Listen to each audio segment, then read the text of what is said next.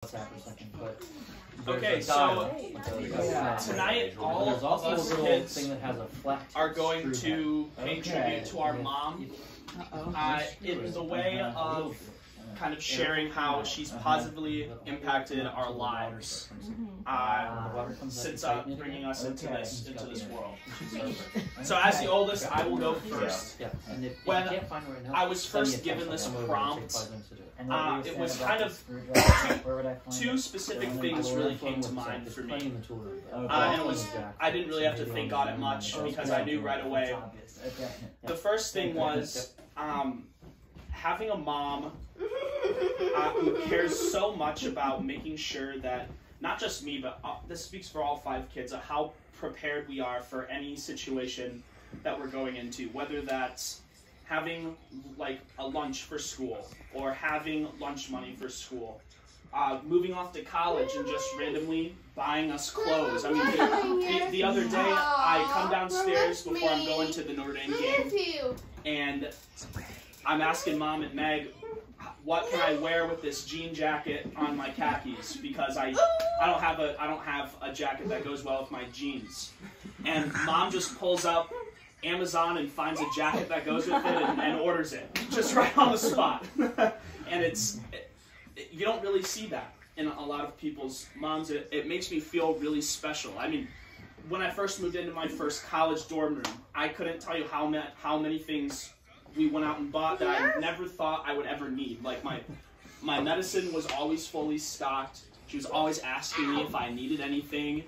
She was always like constantly making sure that I was never ill prepared. And that wasn't just in college. It was like when I started first grade, from being homeschooled at the house in Elkhart, being prepared there, all the way until being in college. I mean, I've never gone anywhere ill-prepared, and that's because of Mom's like forward thinking. Until now, when you move to Houston and you have a job and you're on your own. I don't know what I'm gonna do because I'm not gonna have a mom to help me with that. So, and then the second way that Mom has impacted my life is Mom and I share this special bond where in high school I really just did not enjoy it at all, and I was like super depressed all the time. I didn't really like it, and I could always look to Mom to take me to a movie every once in a while. And that was like our thing, is like if I had a bad day at school and it was a Friday and I didn't want to go to a football game, we'd go see a movie. I can't tell you how many really good and also just really crappy movies we've seen together. And I will always remember and look on those times so fondly where I can just go see a movie with my mom. Like, a lot of my friends, like, parents aren't even together, and like a lot of my friends think that's so weird to like go see a movie with your mom. And so I'm able to experience that, and it will always be something that I will always remember. And I want to do with my kids too someday, and hope that my wife will do that with our kids as well. So, thank you, Mom. I love you. I love you too. You're here. Yay. Pass the torch to Nick. So I have some notes. I'm going to be referring to my notes. So I'm sure everybody in this room knows that from, gosh, what was it, 2003 to 2007, my dad went through a little bit of an illness. The illness was cancer.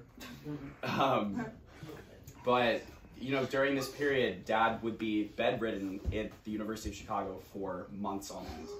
So for like entire months, Dad would be stuck at the University of Chicago in bed.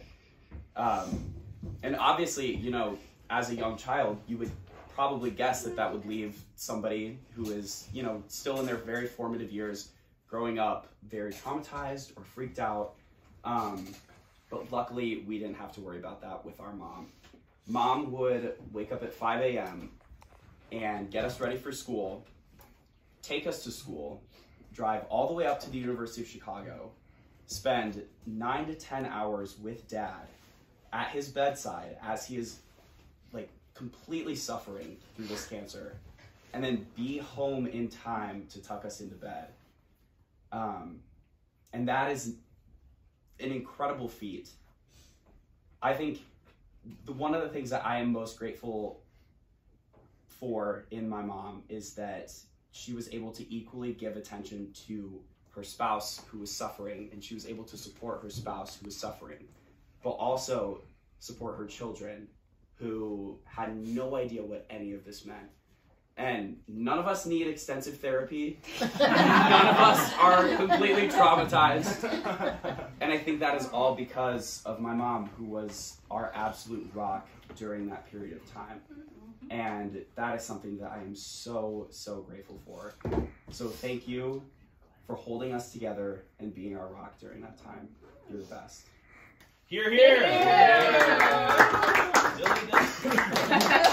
Dilly dilly. So, Nick kind of talked about our formative years a little bit, and when I was kind of deciding on what I wanted to talk about, it is more of the more mom interacting with her kids in our teen years, I guess you could say, and just kind of how mom's kind of parenting style has changed a little bit since we've all become teens.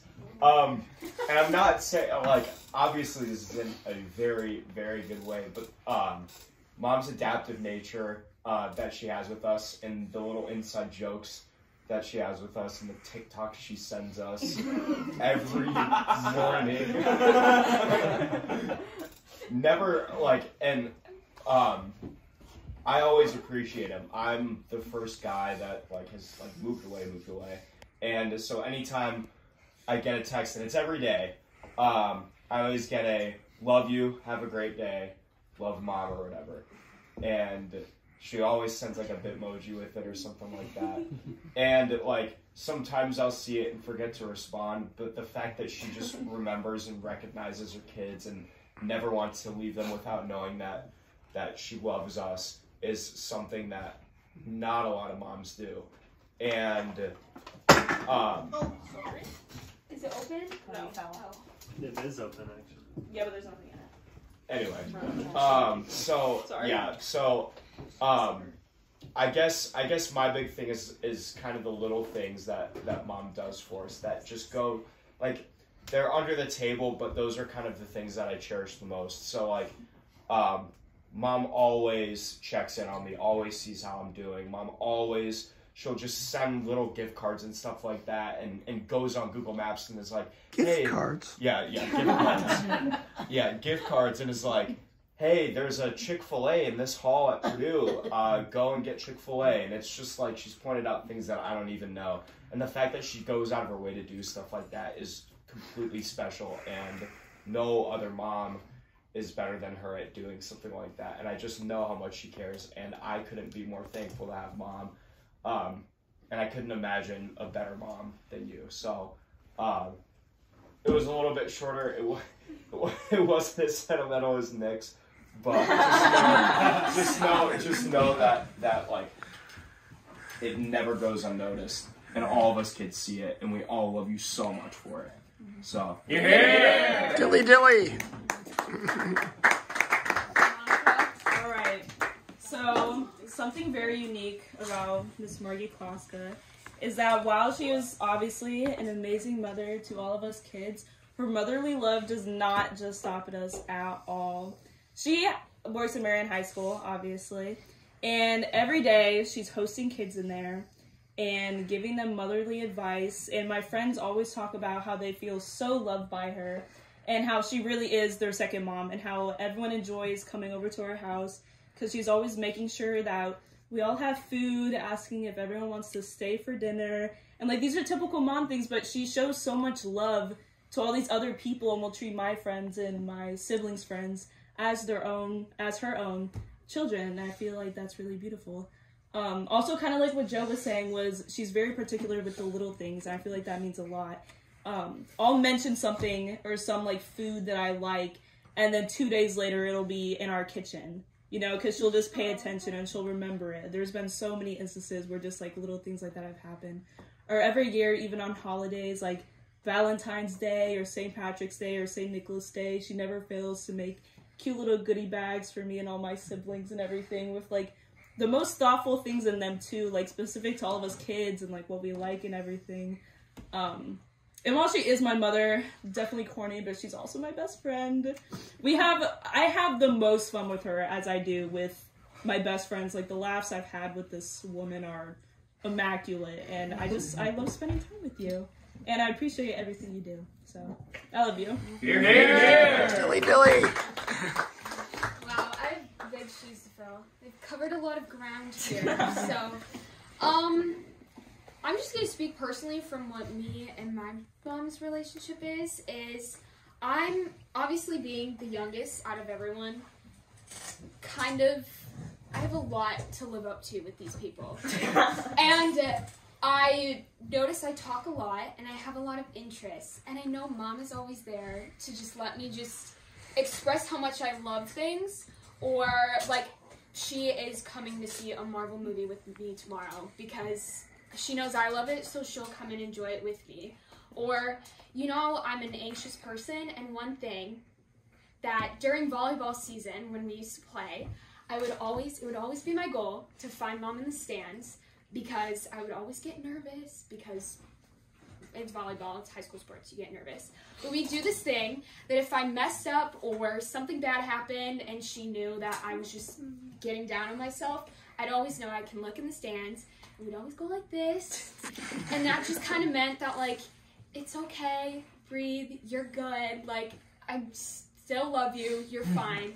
And that's something that always stood out to me. Or just, you always just listen to the random comments I have to say. Hey! Welcome. We're just finishing a speech, so come on in, right here. More people. But just thank you for putting up with my... Let's start over. Let's start over from the top. Right. This is a lot.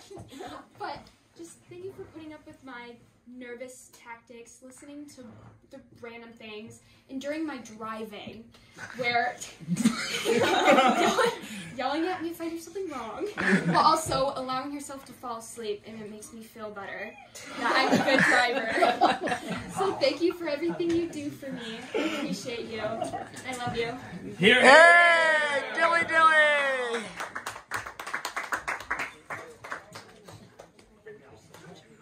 Love you, Moms.